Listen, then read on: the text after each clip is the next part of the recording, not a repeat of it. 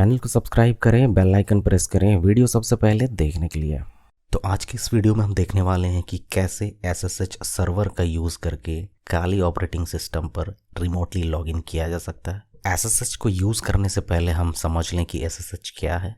SSH का मतलब secure cell, जिसका यूज़ नेटवर्क ऑथेंटिकेशन में होता है। तो बेसिकली आप यूज़र आईडी और पासवर्ड के साथ भी किसी सर्वर पे लॉगिन कर सकते हैं, यानी कि कोई भी ऑपरेटिंग सिस्टम पे लॉगिन कर सकते हैं। बट SSH की क्यों? किसी भी नेटवर्क में किसी भी ऑपरेटिंग सिस्टम पर जो कि आपसे काफ़ी दूर लोकेट किया हुआ है, ऐसे सर्वर पे सिक्योरली कम्युनिकेट करने के लिए SSH क्लाइंट सर्वर जैसे क्रिप्टोग्राफिक नेटवर्क प्रोटोकॉल का यूज़ हम कर सकते हैं, जो कि SSH सेल के थ्रू हम कर सकते हैं, जिसमें कि डेटा इनकोडेड फॉर्म में ट्रांसफ़र किया जा सकता है, जो कि हाईली प्रोटेक्टेड होता है। तो ये क्लाइंट सर्वर मॉड्यूल पे SSH वर्क करता है। तो यहाँ जो हम यूज़ करने वाले हैं वो हमारा विंडोज़ ऑपरेटिंग सिस्टम है, जिससे कि हम काली ऑपरेटिंग सिस्टम पर लॉगिन करने वाले हैं। प्राइवेट एंड पब्लिक की के इंक्रिप्शन डिक्रिप्शन मेथडोलॉजी और एल्गोरिदम का यूज़ करके प्रॉपर सिक्योर कम्युनिकेशन के थ्रू हम एक इनक्रिप्टेड फॉर्म में डेटा एक्सचेंज कर सकते हैं। सीधे तौर पे कहें तो सिक्योर लॉगिन के लिए आप SSH का यूज़ कर सकते हैं। तो इस वीडियो में हम पूरा प्रोसेस देखने वाले हैं कि SSH सर्वर को हम किस तरह से यूज़ में लेंगे और किस तरह के SSH क्लाइंट का यूज़ करना है। तो चलिए शुरू करते हैं या ओपन करते हैं कमांड ifconfig। सबसे पहले हम IP चेक कर लेते हैं। ये हमारे काली ऑपरेटिंग सिस्टम की IP 192.168.25.135। सर्विस स्टेटस चेक कर लेते हैं। कमांड यूज़ करेंगे सर्विस स्टेटस -all। आप यहाँ पे देख सकते हो जो सर्विसेज यहाँ पे चल रही हैं इनके आगे पॉजिटिव साइन है, और SSH के सर्विसेज के आगे आप देख सकते हो नेगेटिव साइन है, यानी कि अभी SSH का सर्विसेज में नहीं चल रहा है। तो इसको स्टार्ट करने के लिए सिंपली सर्विस SSH स्टार्ट का कमांड यूज़ करेंगे और स्टेटस फिर से चेक कर लेते हैं। आप यहाँ पे देखोगे SSH के आगे पॉजिटिव साइन, यानी कि सर्विस SSH अब स्टार्ट हो गया है। तो इसको और भी तरीके से हम चेक कर सकते हैं। यहाँ पे इससे पहले मैं इसे ऑफ कर लेता हूँ, सर्विस SSH स्टॉप कर लेता हूँ। अब ये सर्विस हमारा स्टॉप हो गया है। तो यहाँ हम यूज़ करेंगे और एक कमांड सर्विस SSH स्टेटस। तो इससे हमें ये पता चल जाएगा कि वो सर्विसेज, देखिए यहाँ पे वाइट डॉट है, तो यानी कि ये सर्विस अभी नहीं चल रहा है। स्टार्ट कर लेते हैं फिर से सर्विस को, सर्विस SSH स्टार्ट, और फिर से हम चेक कर लेते हैं सर्विस SSH स्टेटस। अब यहाँ पे आप देखोगे, ओप्स आई थिंक कुछ रॉन्ग टाइप किया मैंने, यहाँ स्टेटस ये स्पेल था।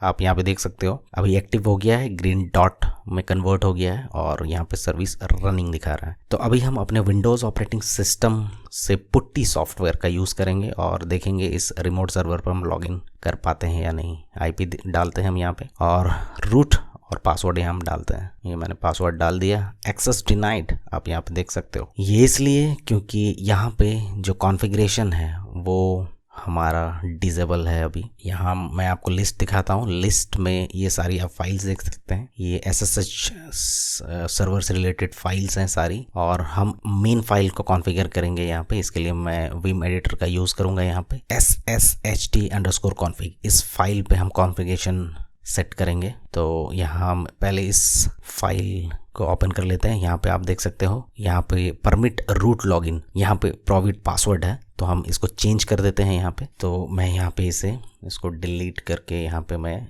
चेंज कर देता हूँ, इसे यस कर देता हूँ, ठीक है। और भी बाकी सब कॉन्फ़िगरेशंस भी चेंज की जा सकती है। अब जैसा चाहो वैसा कॉन्फ़िगरेशन आप यहाँ कर सकते हो। पोर्ट नंबर जो है डिफ़ॉल्ट 22 यूज़ होता है SSH के लिए। आप चाहो तो इसका पोर्ट नंबर भी चेंज कर सकते हो, जहाँ पे जैसे कि 22 को हटा कर मैं डाल देता हूँ 4x5, तो ये इस पोर्ट का यूज़ करेगा।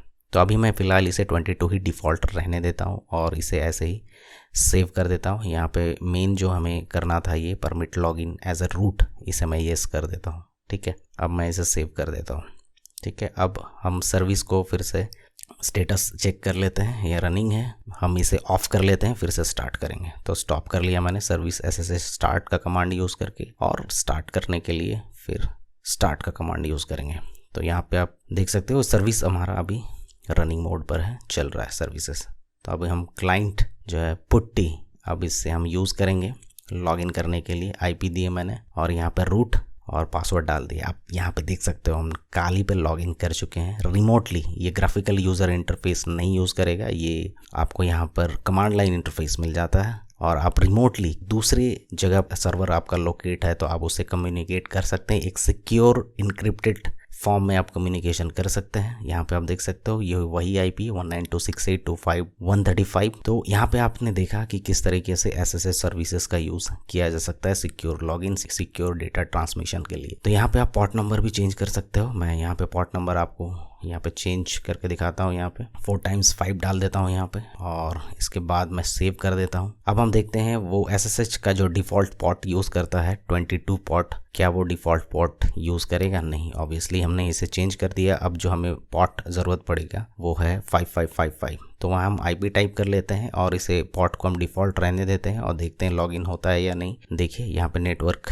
कनेक्शन रिफ्यूज्ड कर रहा है। तो ऑब्वियसली हम उस पोर्ट का यूज़ करेंगे जो हमने वहाँ पे कॉन्फ़िगरेशन में सेट किया है। तो हम पहले IP दे देते हैं 192.168.25.135। यहाँ पे पोर्ट नंबर 4x5, और यहाँ पे आप देख सकते हो सिक्योर लॉगिन हमारा यहाँ एस्टेब्लिश हो गया है और यहाँ हम काली पे लॉगिन कर चुके हैं। यहाँ पे मैं आपको दिखाता हूँ 192.168.25.135 जो कि काली की IP है। सर्विस SSH स्टेटस हम चेक कर लेते हैं। यहाँ पे ये देखिए यहाँ पे रनिंग स्टेटस है, यानी कि SSH सर्विसेज चल रहा है। यहाँ पे आप यहाँ पे और भी आप यहाँ पे देख सकते हो कॉन्फ़िगरेशन में हमने पोर्ट 4x5 सेट किया था, तो इसी पोर्ट का यूज़ हम कर रहे हैं। तो यहाँ पे आप पोर्ट को डिफ़ॉल्ट मैं रहने देता हूँ, यहाँ पे 22 सेट कर देता हूँ, और यहाँ जो है परमिट रूट लॉगिन इसे ऐसे ही रहने देता हूँ और इसे मैं यहाँ सेव कर देता हूँ। तो अब जो हम दोबारा लॉगिन करेंगे, आप देखिए यहाँ पे मैं सर्विसेज एक बार फिर से चेक कर लेता हूँ। यहाँ पे SSH सर्विसेज यहाँ पे रन कर रहा है और यहाँ पे मैं स्टॉप कर लेता हूँ, फिर से स्टार्ट कर लेता हूँ सर्विसेज SSH स्टार्ट। अब जो लॉगिन होगा वो 22 नंबर पोर्ट से ही लॉगिन किया जा सकता है। तो पोर्ट सारा कॉन्फ़िगरेशन आप कर सकते हैं। यहाँ पे मैं आपको दिखाता हूँ 192.168.25.135 22 नंबर पोर्ट यूज़ कर रहे हैं। ठीक है, मैं ओपन कर लेता हूँ यहाँ पे। ठीक है, रूट यहाँ पे पासवर्ड हम देंगे और यहाँ पे आप देख सकते हो हम सिक्योरली उस सर्वर पर लॉगिन कर चुके हैं यहाँ पे।